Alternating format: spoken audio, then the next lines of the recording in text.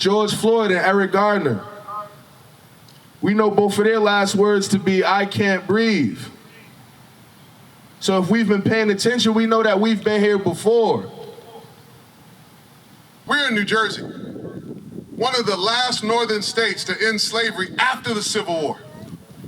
We're in New Jersey where segregation began, and the first segregated school district was in Morristown, and the church I pastored was the first school for black children in Morristown. We represent 60% of the prison population in New Jersey, but 15% of the population. But this is a good year, because as it begins to rain, let us know that rain is raining because justice is coming. Showers of blessings are coming. This is a year of change. The problem is that our curriculum around race is so poorly constructed that the instruction of the Chatham School District convinced a group of students that the white supremacist berated in To Kill a Mockingbird for racism and bigotry was a man to be praised loudly and publicly. The problem lies in having teachers in classrooms so ill-equipped to handle discussions around race, they ask their only black student to share with the class what it means to be black. Putting a spotlight on a 14-year-old to adequately represent an entire community of people. The problem lies in having teachers who ignore their black students' cries of discomfort and having their peers read hate speech to their face. The problem lies in a school district that doesn't take education on race, slavery, and black history seriously. These things are hardly talked about here in Chatham, yet when they are, the outcome is belligerent bigotry and hatred. After graduating middle school, experiencing more of the same racism at CHS didn't come as a surprise. Convoluted and insufficiently facilitated conversations around race, and at times the complete omission of its role in so much of our history and literature, created the space for jokes students made about killing unarmed black men in neighboring communities, swastikas on bathroom walls and lunch tables, and directed hate speech sprawled everywhere.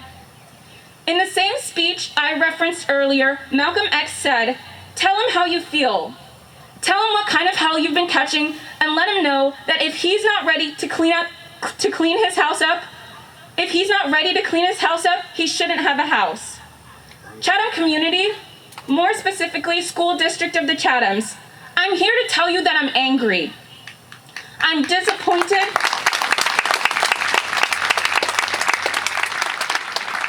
And I'm hurt. And in all of my years of living here, I've never stopped feeling like Tom Robinson. Even when serious threats came my way, you turned the other cheek. But no more. We demand action. We demand a change so no black student ever has to feel the way I felt between those walls. It's time to clean up this house. A boy on my school bus had called me an angry black woman. I was only 9 years old. My best friend and I went to the vice principal at Lafayette to tell him what had happened. And you know what he said to me? He said, "Well, he's not wrong." No action was taken, and acts of racism towards me was further pushed down. The same boy, later that year, had compared my complexion to poop. Yes, poop. I was embarrassed, disgusted, and I hated myself because I longed to be a lighter complexion. As you can imagine, the administration did nothing to protect me, to make me feel like I mattered. I was a kid who did not feel safe in Chatham, and now, as a 16-year-old, I still do not feel safe in my own community. It is terrifying knowing that we live in a country where my own mother has to record a conversation over the phone when my father got pulled over, not knowing whether he was going to make it out alive or not. Some may say this is extreme. It's not. This is happening too often in our own communities, and if we don't acknowledge that, we are going nowhere as a town. I went to the principal at Chatham High School my sophomore year to tell him about a girl in my grade who called me a dirty, insert the word I will not repeat, and told me, "Why do you always talk about being black?" Mind you, this was around the time police brutality started to get more attention, and she said many more awful comments. As I sat down with the principal, he wrote down notes and such, and I was hoping that finally, something would be done. But once again, no action was taken. I felt silent, and I truly believed no matter what happened to me in Chatham, I will not be protected. And I'm going to have to suck it up until I graduate and find a place more diverse. I don't want any Black student growing up in Chatham to face these moments of racism I have, or even young adults. One of my close friends, who is African American, even left the Chatham district because of how she's being treated in this town. Being Black is not a threat. My sisters are not a threat. My family is not a threat. I am not a threat. I don't know how else to say this, and I spent my whole life wondering, why me? Why African Americans? Even as a young kid, my father had given me and my sisters a talk about why getting pulled over by the police is going to be different for us, and what actions we should take when this happens. Growing up, I would tell him, don't go to work. I'm sorry. Take your time.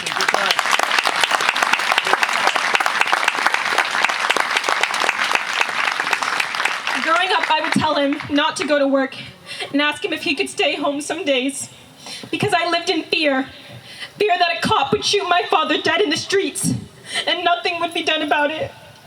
I will no longer live in fear anymore. We have to keep fighting and being strong and proving to the world that we are Black and Black is beautiful. All right.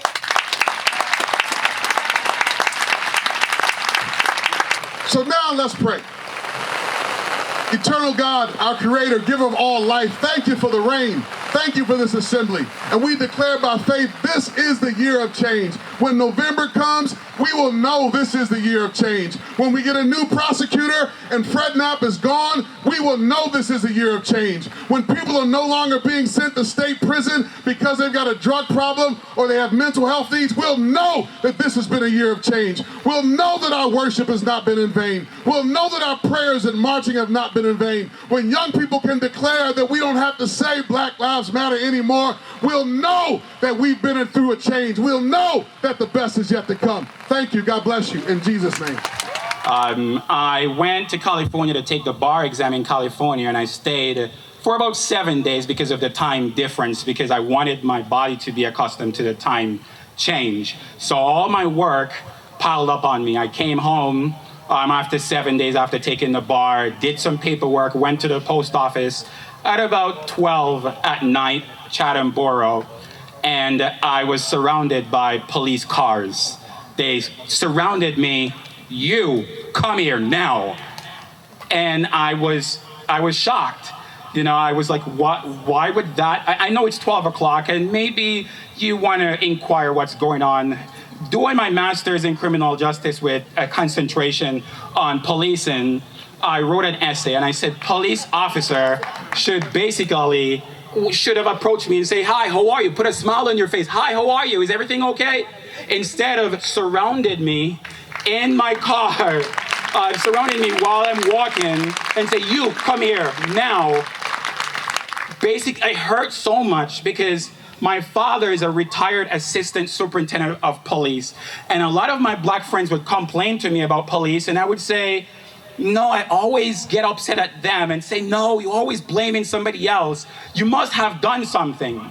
When I realized that they were telling the truth is when I left my community where my father is assistant superintendent of police and went to Michigan State University and followed by police officers following me. Every turn I make 10 minutes, for 10 minutes, every turn the police officer was following me, pulled me over, said my music was too loud. No music. So this type of stuff happened to me so often. About 3 weeks ago, I went to Capital One in Livingston, went to withdraw some cash. They find it strange that I'm withdrawing that amount of cash and call the police on me, Livingston police, because I'm withdrawing money from my bank account that I legally made with the valid driver's license that was issued to me by the state. This happened often. But a lot of people don't know that my father was one of the first Black police officers on South Orange PD. He was also a Vietnam vet, shot, brought back 6 months later, almost blew up a gas station because apparently nobody understands how to deal with veterans when they come back home. All right. I wear this because we helped build this place. And we're going to continue to build this place as a nation.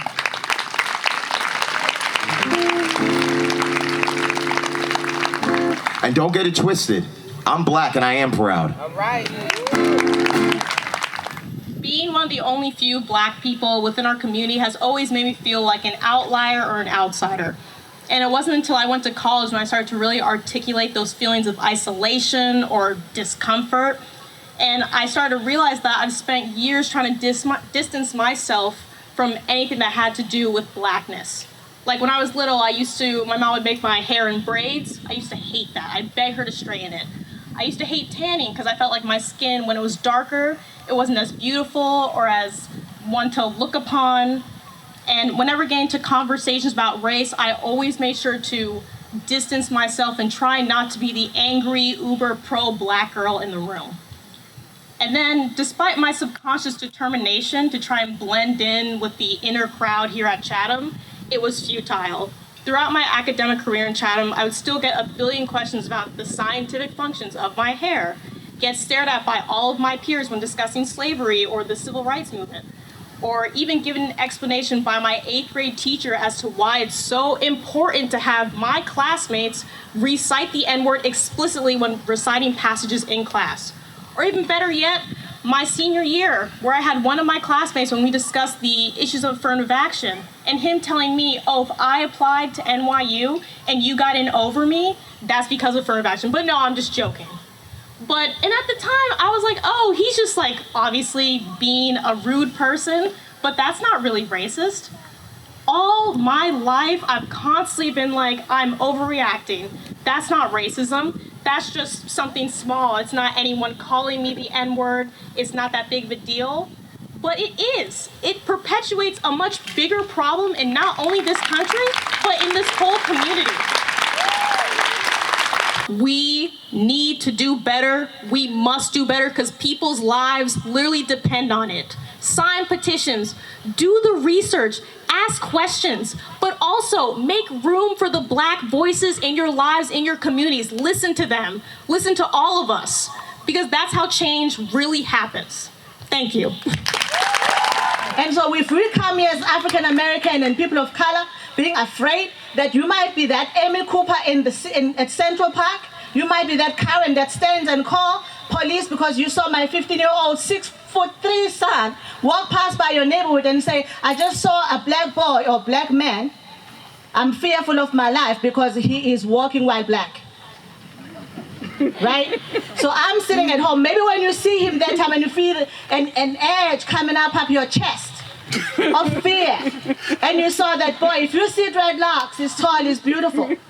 Think for a second and say, wait a minute, before I call, before the current comes up in me, maybe that's Zandie's son, let him go home to his mama, safe. If you see me on Facebook defending these young leaders who have demands to submit to Dr. Lalusa, and you say, and you worried and concerned about their strong language using the word demand, let me tell you something. I'm behind them, demanding with them to see a change in Chatham, especially in our school, where we want to see different colored teachers that will teach our children, will understand what it feels to feel like you are being racialized in your own school. 4 years, my son being here, I expect nothing bad to hear that one of your children has said something that's racial, because I'm going to tell you something. I'm not going to sit back and be nice on Facebook. I'm going to show up on your yard. I'm going to show up on Dr. Lalusa. I'm going to show up in the principal's office. I'm going to show up with everyone else who said on Facebook out loud, they'll stand with me and they'll support me. I'm hoping I'll see you. Because I'm not talking about all this activism that happens on Facebook. That's not enough. If I'm saying I need to stand with you, I need to see you, walk with me to Dr. Lalusa to support these children who are standing here. These are your sons and daughters who organized this event, and you came up with thank you for that. But you need to do more than that. Instead of fighting over a word demand on Facebook, you need to come out and support these children and say, indeed, even though I don't understand what it means to have a black teacher, what it means to talk about slavery, what it means to talk about racism, but I'm here to listen and I'm here to support. I'll stand with you because Chatham needs to be better for people of color and black folks who are coming into this town. My experience when I came here 3 weeks after, I went to one of the schools to meet up with the vice principal. And a very nice gentleman he saw me walk in and he said, I'll take you where you need to go without even asking where I was going. And I was like, oh, that's wonderful. But he took me straight to the cafeteria. And both of us look at each other confused like, and then he says, when he saw I was confused, are you the new cook? And I was like, no, actually I'm here to see a vice principal for teaching position. And both of us were very embarrassed. I felt bad for him because he assumed seeing a black person, a black woman, is as soon as I walk in, that should be a new cook. That's a problem, Chatham, because that happens because there is no diversity in schools, no black teachers in schools.